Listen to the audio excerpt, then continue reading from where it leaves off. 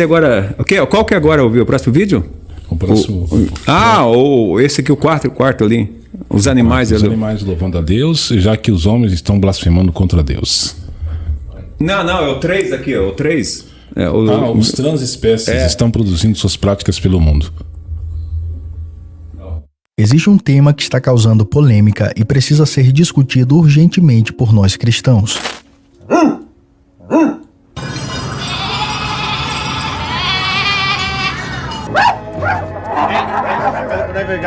Estes são os transespécies. Como você pode ver, essas são pessoas que se identificam como animais. Eles não levam uma vida de uma pessoa comum. Literalmente, eles vivem como animais, porque é assim que essas pessoas dizem se sentir bem. Esses indivíduos se identificam com as mais variadas espécies de animais. Alguns vivem como um cachorro, como gatos, ou até mesmo se identificam e vivem como cabras. Até parece um absurdo, mas essa realidade está se espalhando rapidamente pelo mundo. Fique comigo até o final desse vídeo, pois eu vou te revelar a verdade por trás desse fenômeno. Veremos o que a Bíblia tem a dizer sobre isso e eu vou expor as possíveis forças ocultas que podem estar por trás dessa tendência alarmante. Primeiramente, vamos entender quem são os transespécies. Segundo especialistas, os transespécies são pessoas que acreditam ser animais presos em um corpo humano. Eles abrem mão das suas vidas e adotam comportamentos, vestimentas e estilo de vida que imitam a espécie de um animal com a qual eles se identificam. E existe uma razão sombria que explica o porquê isso vem acontecendo. E eu quero te provar nesse vídeo que as razões para algumas pessoas escolherem viver como animais vai bem além de uma questão psicológica. Existe algo espiritual oculto aí, e eu pretendo fazer isso usando uma visão cristã baseada na palavra de Deus.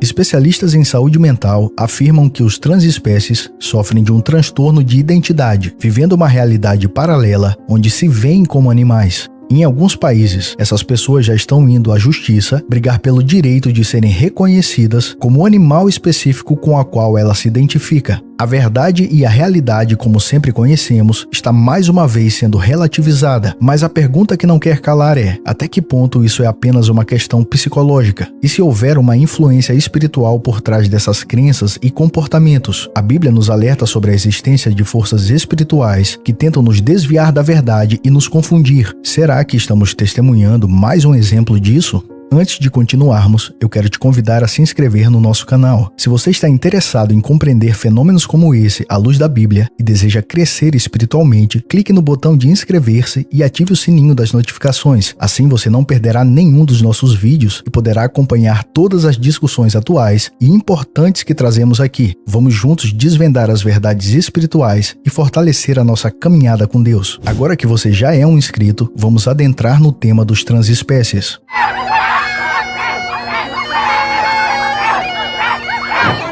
A questão é muito mais séria do que parece. Nós precisamos nos perguntar o porquê essas pessoas sentem a necessidade de viver como animais. Veja bem o que está escrito em Romanos capítulo 1, versículos 21 e 22. Portanto, tendo conhecido a Deus, não o glorificaram como Deus, nem lhe deram graças. Antes, em seus discursos se desvaneceram, e o seu coração insensato se obscureceu. Dizendo-se sábios, tornaram-se loucos. Será que estamos vendo uma manifestação desse obscurecimento espiritual em nossa sociedade? Vamos começar conhecendo 8 casos de transespécies que chocaram o mundo. O primeiro caso é de um grupo de pessoas na Alemanha que se identificam como cães. Cerca de 1000 ativistas transespécies se reuniram no centro de Berlim para reivindicar seus direitos de serem reconhecidos como cães. Foi um evento organizado por um grupo chamado Canine Bands. Na ocasião, eles se comunicavam latindo e uivando uns para os outros durante o encontro.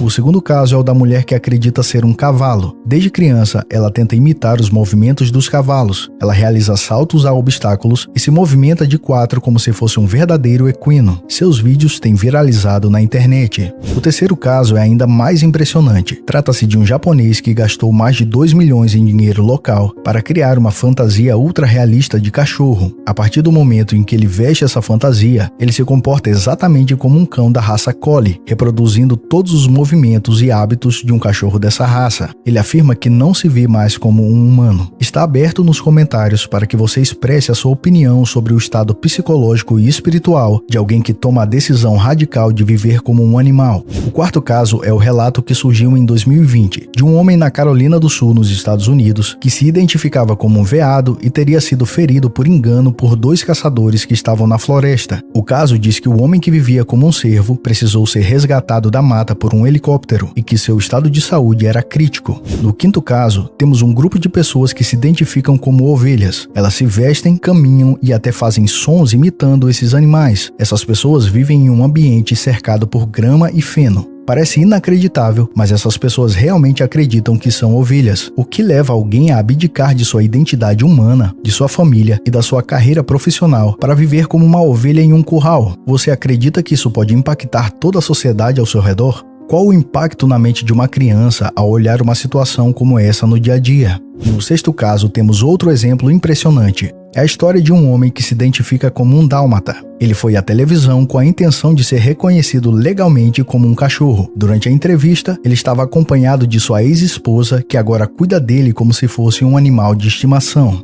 O sétimo caso é o de Thomas, um londrino de 34 anos que decidiu viver como uma cabra. Ele até criou próteses para caminhar sobre 4 patas e passou um tempo vivendo com um rebanho nos Alpes suíços, para experimentar a vida de uma cabra. A sua história virou um livro onde ele descreve essa experiência. O oitavo caso surpreendente é de um jovem que acredita ser um lobo. Ele participa de uma comunidade de terians, que são pessoas que se identificam como animais não humanos. Esse jovem vive grande parte de sua vida imitando comportamentos de lobos, como uivar e caminhar de 4. Ele afirma sentir uma conexão espiritual profunda com os lobos e acredita que sua verdadeira identidade está ligada a esses animais. Quando temos a oportunidade de olharmos de perto cada um desses casos, fica claro que não se trata apenas de uma questão psicológica. Quando uma pessoa escolhe por vontade própria abrir mão do seu emprego, da sua vida pessoal e familiar para viver a sua vida como um animal, com os hábitos de uma espécie específica, reproduzem esses comportamentos e, em certos casos, até passam a viver no habitat daquele animal com que ele se identifica, é nítido que há uma questão espiritual maligna influenciando essas pessoas. Veja o que a Bíblia diz em Efésios capítulo 6, versículo 12.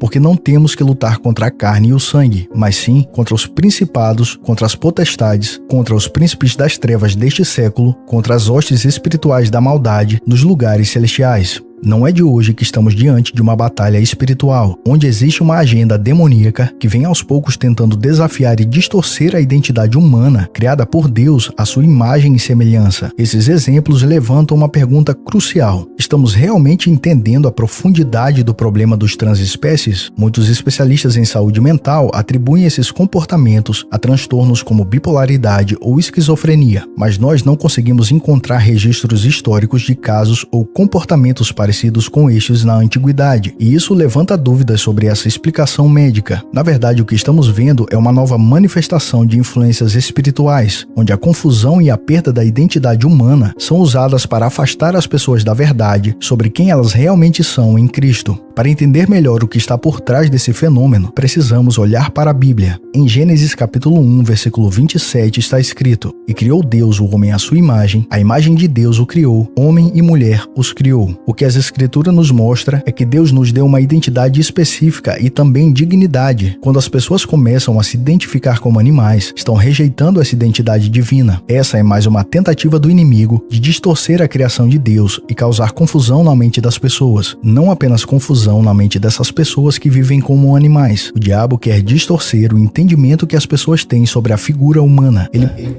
Vejam até que ponto que chegou o mundo hoje, né? Pessoas transespécies querendo ser animais. Eu penso, Deus, né, fez a imagem dele, né, a nossa imagem, a imagem dele, né, a imagem e semelhança de Deus, e hoje a gente vê pessoas que querem ser animais e fazem esse tipo de atitudes. Eu penso que algum espírito ruim, alguma coisa ruim que faz com essas pessoas aderirem a isso, né, porque é como citou a Bíblia ali, né? A gente não estamos lidando com pessoas de carne, mas com potestades. E quando isso acontece, e cada vez mais a gente vê horrores, isso significa que é final dos tempos mesmo, né? Pra gente ver o ser humano nessa situação de chegar a ponto de querer ser um animal e não ser mais uma pessoa comum, é porque a gente estamos mesmo em estado de gravíssimo, né, seu Gênio?